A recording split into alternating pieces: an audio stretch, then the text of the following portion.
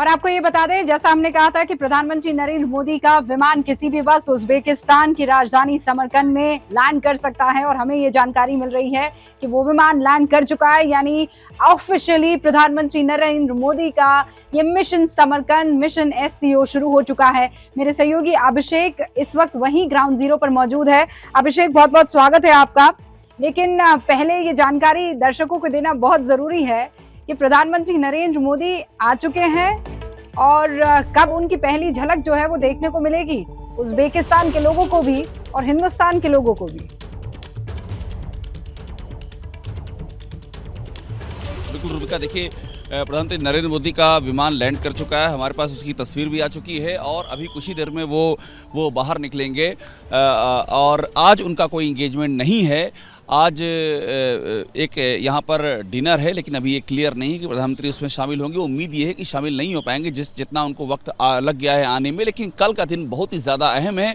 3 उनकी जो बायलेटरल है रूबिका, उसमें रूस और ईरान और साथ में उज्बेकिस्तान, ये तीनों बहुत महत्वपूर्ण होंगे। जो SCO समिट का जो सुबह का जो फॉर्मेट है जिसमें कि सारे नेता एक साथ होंगे, उसके बाद जो पोस्ट लंच बातचीत होगी वो बहुत ही महत्वपूर्ण इसलिए क्योंकि ईरान को ऑयल को लेकर के ईरान और भारत की बातचीत है। ईरान चाह रहा है कि भारत उससे ऑयल खरीदे, जो 2018 के बाद से भारत ने रोक दिया है। रूस और भारत के बीच में रुपये और रूबल को लेकर के व्यापार को फैसिलिटेट करने की बातचीत है। उज्बेकिस्तान सेंट्रल एशिया में भारत को एक बड़े साझेदार के तौर पर देख रहा है। तो भारत का जो यहाँ पर कद है वो उन तमाम देशों की नज़र में बहुत ही ऊंचा है जो अलग अलग गुटों से बंधे हुए हैं और भारत किसी भी गुट के साथ अलाइन नहीं है। इसके बाद भी उन सभी के लिए महत्व रखता है और इसीलिए PM मोदी की विजिट बहुत ही महत्वपूर्ण हो जाती है। रूबिका, ये बात तो सही है कि आज की जो विजिट है, आज नहीं, ये 24 घंटे से कम समय की ये विजिट रहने वाली प्रधानमंत्री नरेंद्र मोदी की और उसके बाद उन्हें दोबारा अपने जन्मदिन के मौके पर ही यहाँ हिंदुस्तान पहुंचना है। और उसके पीछे जन्मदिन बड़ा मकसद नहीं है, मकसद है चीता जो पहुंच रहे हैं हिंदुस्तान एक लंबे अरसे के इंतजार के बाद। लेकिन यहाँ अमेरिका की अभिषेक पैनी नजर रहने वाली है। जैसा आप ये कह रहे थे ना कि संतुलन बनाना है, ये जो क्षेत्रीय मंच यहाँ पर बना हुआ है अलग अलग महत्वपूर्ण देशों का, वहां पर अमेरिका पूरी नजर बनाएगा। और इसीलिए ये वो दोधारी तलवार पर चलने जैसा है कि यहाँ हल्का सा हुए तो वहां नाराजगी, यहाँ हल्का सा हुए तो उस तरफ नाराजगी। रूबिका, और इसकी शुरुआत आज हो गई है।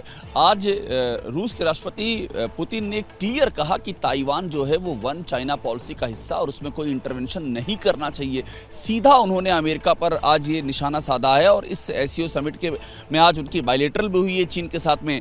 ईरान यहाँ पर आ रहा है। ईरान और अमेरिका के बीच में जो चल रहा है वो पूरी दुनिया जानती है। परमाणु प्रतिबंधों से लेकर के ईरान का जो ऑयल एक्सपोर्ट है उस पर अमेरिका की रोक है। तो एक तरह से ये एंटी वेस्ट पूरा ब्लॉक बन रहा है, जिसमें आप सोचिए रूस है, चीन है, ईरान है, मिस्र को भी आप उस श्रेणी में ले लें। पाकिस्तान में जिस तरह से इस बीच में इमरान खान की सरकार के दौर में जिस तरह की बातें सामने आई हैं, तो एक बड़ा एंटी वेस्ट यहाँ से ब्लॉक बन रहा है। इसलिए यहाँ से जो मैसेज जाएगा वो महत्वपूर्ण होगा और इस मैसेज की पृष्ठभूमि में भारत का क्या रुख होगा, भारत किस तरह से अपने आप को इस SCO का सदस्य होने के बावजूद किसी तरह के ब्लॉक से अलग रख करके एक वर्ल्ड लीडर के तौर पे अपनी बात कहता है और वो बात सुनी जाती है, अक्रॉस द ब्लॉक सुनी जाती है।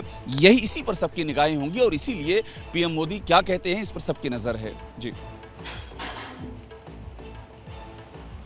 और सिर्फ कहने भर से नहीं ना अभिषेक, वो तो मेरी भी बेसब्री से इस बात को लेकर इंतजारी है कि प्रधानमंत्री नरेंद्र मोदी, चाहे वो ईरान के राष्ट्रीय अध्यक्ष हो इब्राहिम रईसी या फिर वो वहाँ उज्बेकिस्तान के राष्ट्रीय अध्यक्ष हो शवकत या फिर प्रेसिडेंट पुतिन रशिया के, इन लोगों के साथ तो फिर भी किसी मंच पर नजर आ जाएंगे।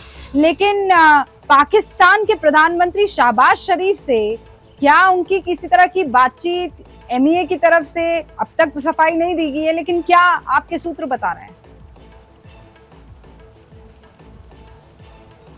देखिए 3 ऐसे मौके होंगे रूबिका जहां पर ये सारे नेता एक छत के नीचे नजर आएंगी। जो शुरुआत होगी उसमें पहले एक ग्रुप फोटो सेशन होगा, उसमें सब एक साथ होंगे। रिस्ट्रिक्टेड फॉर्मेट में जो बातचीत होने वाली है उसमें साथ में होंगे। उसके बाद एक ज्वाइंट सेशन है, वहां साथ होंगे। उसके बाद भोज है, वहां पर जो उज्बेकिस्तान के राष्ट्रपति एक विशेष भोज दे रहे हैं, वहां पर साथ होंगे।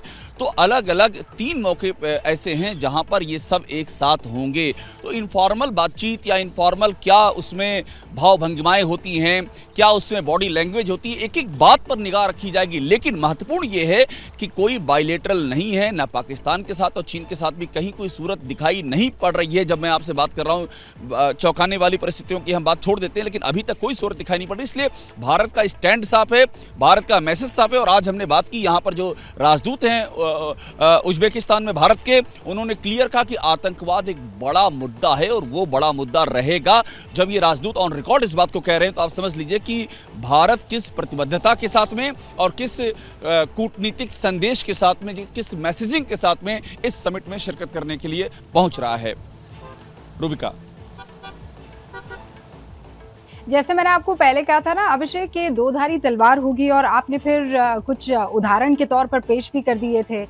ये वो मंच है जहां पर ये तमाम देश जो उस समिट का हिस्सा है वो एक दूसरे के स्टैंड की तो तारीफें करेंगे ही। जैसे पुतिन कह रहे हैं कि उनको बड़ा पसंद आ रहा है कि शी जिनपिंग जो हैं वो यूक्रेन पर इस तरीके का उन्होंने बैलेंस रुख अपनाया है।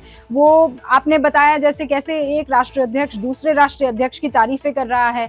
लेकिन प्रधानमंत्री नरेंद्र मोदी यहाँ पर वो किस तरीके से यहाँ की मौजूदगी को भी स्ट्रॉन्ग या स्ट्रेंथन करेंगे और अपने बाकी दोस्त जैसे अमेरिका है उनकी दोस्ती को भी एकदम इंटैक्ट रखेंगे, वो कौन सी महत्वपूर्ण बिंदु है जिस पर आपकी और बाकी तमाम लोगों की नजर रहने वाली है? देखिए रूबिका, आप इस एससीओ समिट का पूरा फॉर्मेट और इसके जो सदस्य हैं उनके अपने अपने इंटरेस्ट पर ध्यान देंगी तो आपको समझ में आएगा कि ये महाभारत का वो चक्रव्यूह बन चुका है जिसका हर द्वार 7वें द्वार की तरह ही उलझा हुआ और खतरनाक द्वार है। यहाँ पर पीएम मोदी की मैसेजिंग इसलिए इंपॉर्टेंट हो जाएगी क्योंकि आप सोचिए जब ये समिट हो रही है, इसके 2 डायलॉग पार्टनर है आर्मीनिया और अजरबैजान। आर्मीनिया के राष्ट्रपति ने प्रधानमंत्री ने आने से मना कर दिया है क्योंकि आर्मीनिया अजरबैजान में फिर से वार की सूरत हो गई, 100 से ज्यादा मार दिए गए हैं।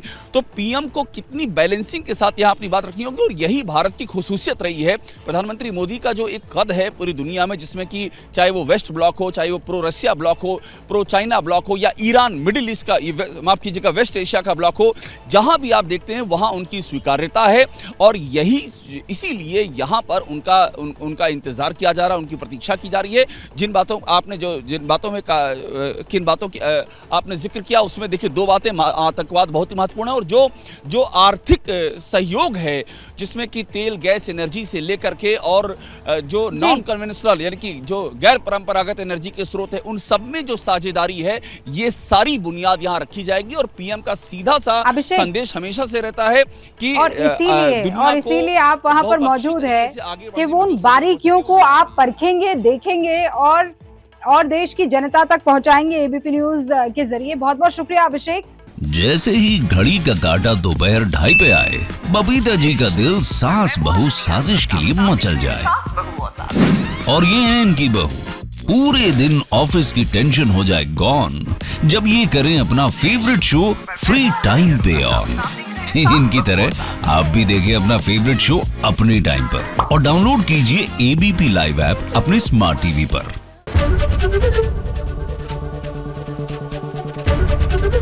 एबीपी न्यूज आपको रखे आगे।